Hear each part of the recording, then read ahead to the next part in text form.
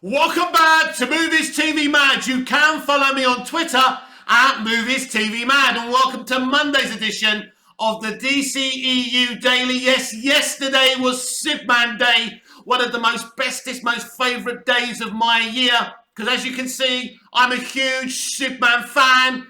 And what happened the day was going normal. I was watching The Science of Superman to celebrate the day, Look Up Into the Sky, you know, that documentary as well, lots of different things, a tribute to Christopher Reeve. So I didn't think anything big was going to happen. I did post on Twitter, if this studio had anything about them, they would announce a Superman project or movie on Superman Day. But they're donkeys and they're not going to do that. All of a sudden, Zack Snyder posts that famous picture of him and Henry together on the set of Man of Steel. They're actually on location there. Henry looking buff and amazing in one of the most amazing Superman costumes of all time. But Zack Snyder just doesn't post the picture. Let's give it a read. Let's give this a read because this is exciting. And you lot may think he's just saying something, but Zack Snyder is very, very cryptic.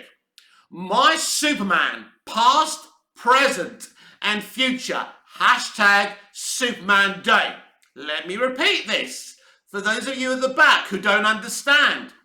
My Superman, past, present, and future. Zack Snyder is literally teasing here that Henry Cavill will be back as Superman.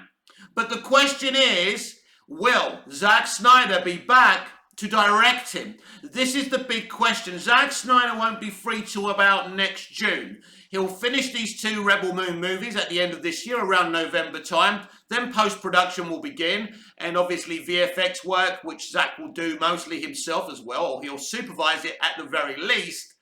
He's not a VFX kind of technician, but he'll be there because it's part of his kind of directorial kind of premise to be there. So I don't think he'll be free from Rebel Moon till, mid next year, next summer, if you like, about a year from now. So this is a very interesting situation because past few days I've been talking about the negative elements of DC and the DCEU. But at the beginning of the tenure of this channel, I used to be a very, very positive person, although I was fighting for release the Snyder Cut. But I've been ingrained with the negativity because, to be honest with you, it's all very negative right now, apart from the announcement of the Joker movie, the Joker movie sequel, which has nothing to do with the DCEU, thankfully. And we'll talk about more of the propaganda that Toby Emmerich's putting out to distract from the Ezra Miller situation at the end of the video. But for now, let's keep it positive. So it looks like Henry Cavill will return as Superman. No, him being nearly 40 years old isn't an issue. He's a bit like Cristiano Ronaldo. Everyone keeps on quoting his age, saying he's too old, but Cristiano Ronaldo has the peak fitness of a 26-year-old footballer. It's the same as Henry. If you see him, he's so jacked up, his hair looks amazing, he looks fucking amazing. He could play Superman for the next 6 or 7 years if he wanted to. I don't give a shit if he still looks good. He can still play him at 50. It doesn't really matter. He'll have to stop eventually. But Henry was never given a fair crack of the whip. Let's be direct about that. Let's not get that twisted. He did Man of Steel. He did BVS. He did Justice League, the Snyder Cut. Now, that's a few movies, but he wasn't treated very, very well, and we know the story. The propaganda put against him that he's a diva. Of course, Henry is not a diva, but he does have opinions how the characters he wants to portray should be portrayed. That's not being a diva. That's what we want from the actors that we look up to. So how can Henry Cavill return as Superman? And let's just put Zack Snyder in the mix for now.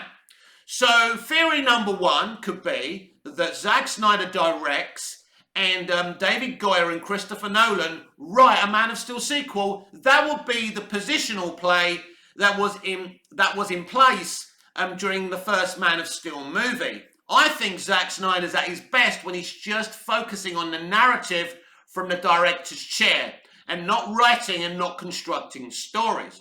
Even though BVS I think is amazing, it was divisive, so that kind of proves my point. And the Snyder Cut, he also did a great job with Chris Terrio plotting, writing, and directing that movie. But I think out of all his DC efforts, Man of Steel is my absolute favourite. And it's no coincidence that Man of Steel is Henry Cavill's favourite portrayal of his Superman character.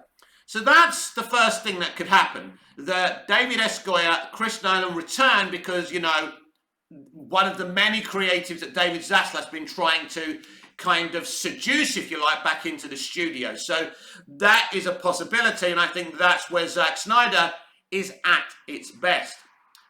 Theory number 2 is that Henry could return as a brand new Superman.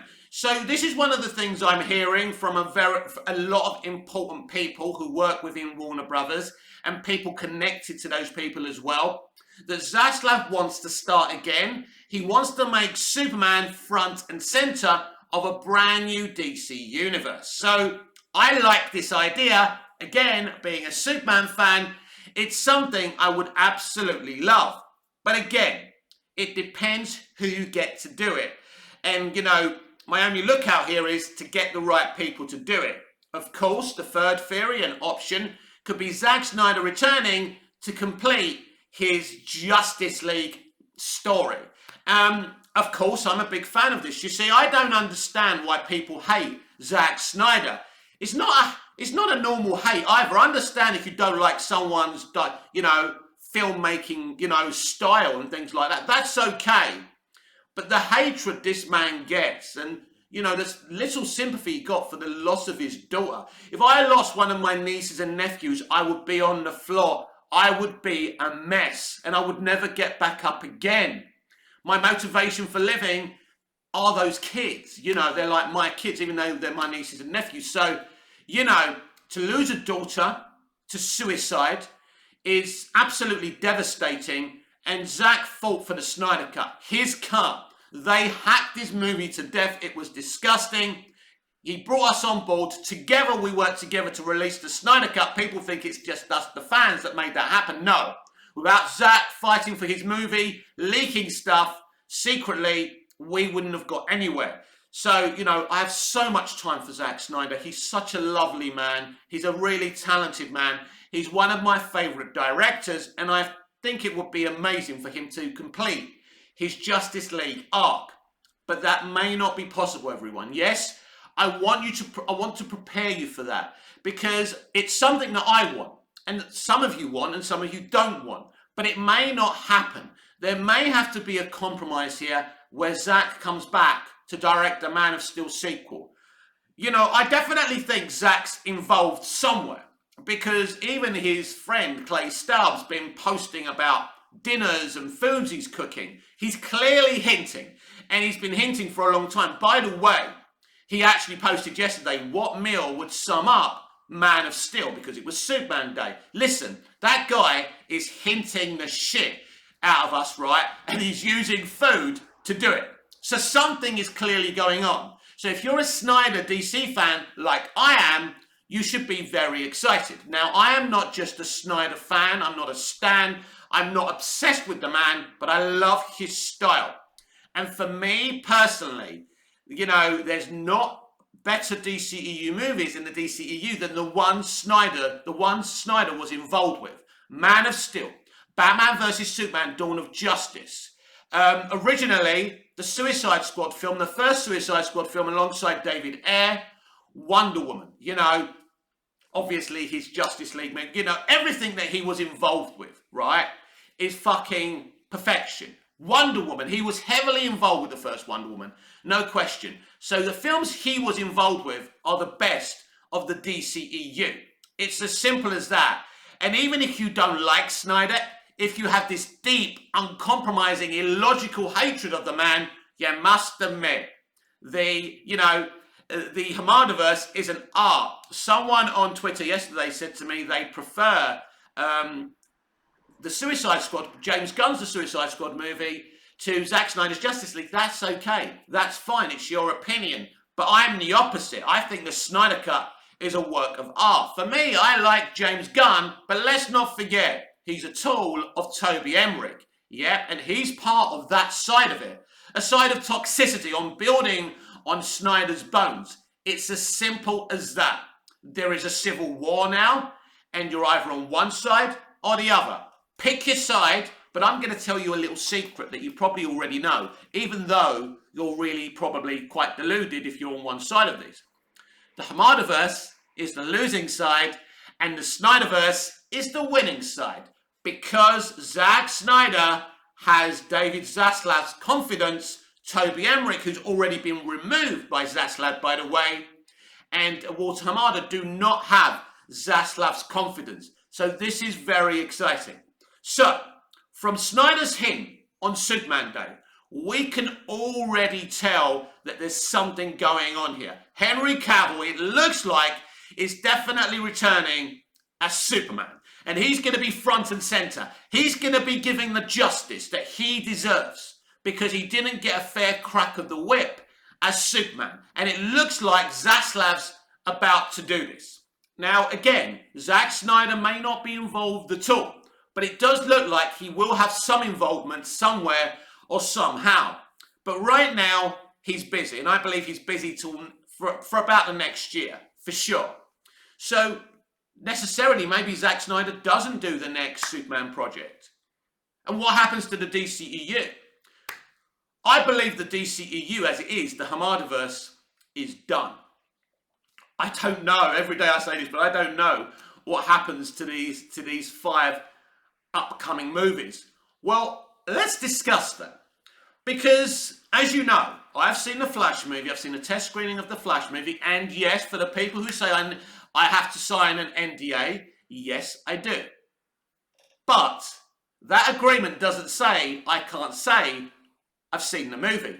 What I can't do legally is tell you what happens in the movie unless it's common knowledge. So this is why we're going to talk about something from Aquaman and the Lost Kingdom. So, I have seen a test screening for the Flash movie. The highlight of the movie is the Ben Affleck sequence at the beginning of the movie. Batfleck. Brilliant. No spoilers. I haven't broken my agreement there. I've also seen Aquaman and the Lost Kingdom. Last week I did a video about that. So I was sitting on a huge piece of information, but alas, Warner Brothers Pictures decided to leak some very big information about Aquaman and the Lost Kingdom because they're trying to distract from the fact or from the criminal behaviour of Ezra Miller. They're trying to distract from the situation that Amber Heard is still in Aquaman and the Lost Kingdom. I said, I like Amber Heard as Mira. I can't approve of her conduct as a human being, but I think she's a brilliant Mira, which is a shame. That's the biggest shame of all, because people are not going to support this movie. I've seen it on Twitter multiple times with her in it. So yes, yesterday it was leaked that Michael Keaton will appear in Aquaman and the Lost Kingdom. And yes, I knew this, and yes, I saw it in the test screening. Just like in the Flash movie, just like in Batgirl, Michael Keaton is amazing in Aquaman and the Lost Kingdom. I don't hate the fact that Michael Keaton's involved in the DCEU. I hate the fact that they're using him to distract from, people fighting for Restore the Snyderverse. I hate the fact that he's being used to distract from Amber Heard and Ezra Miller. That does absolutely disappoint me. But watching him, and he is in a scene with Jason Momoa, again, that's public knowledge, so I'm not breaking my NDA. So the scene with him and Jason, did I say Ezra or Jason? Anyway, yeah, he's in the scene with Jason Momoa, whatever I said, yeah. It's brilliant. Him and Jason have got really good chemistry. I think they've probably got better chemistry in their scene than Keaton and Ezra Miller have in the Flash movie, although those scenes are fucking brilliant. No question about that. The bigger question is, do we get to see all these interactions with Michael Keaton in the Flash, Batgirl, and Aquaman on the Lost Kingdom? It's the $100 billion question. It's what they're sitting in a boardroom discussing right now. What can we do? What should we do? What should we keep? What should we get rid of? And just one final point, the point I keep on making. Until you get an official release date for Batgirl, the Flash movie is under threat of being shelved and cancelled. This has been the DCEU Daily. I'm Mick, your host with the most. Just ask your girlfriends and your wives. Please like, share, comment, subscribe. Hit the notification bell so you never miss this beautiful perfection. And one more thing. I'm going to reiterate what I've been saying for the past few days about Toby Emmerich. Since Ezra Miller has been, well, accused of being a certain way with a certain young woman, right? And, you know, it seems very unhealthy to me, and he's known her since 12 years old. We've heard a lot of information. Hey, I'm Black Canary. I took a selfie in my costume. Oh, let's stand round by a piano. Yeah, Flash trailer coming soon. And yesterday, David F. Sandberg teasing a Shazam Fury of the Gods trailer as well, and saying it's got monsters and it's brilliant, it's great. He's been keeping his mouth shut about this for months. All of a sudden, Ezra Miller does a moonlight flick with an 18-year-old girl, and they're all talking about DCEU content. They're doing it, and it's funny at this point because it's so blatant and transparent. This isn't going to save you, because even if Zaslav agrees for these 5 movies to be released, I think they're going to be a bomb. And one of the things Michael Keaton has got in common right now is Morbius. Yeah.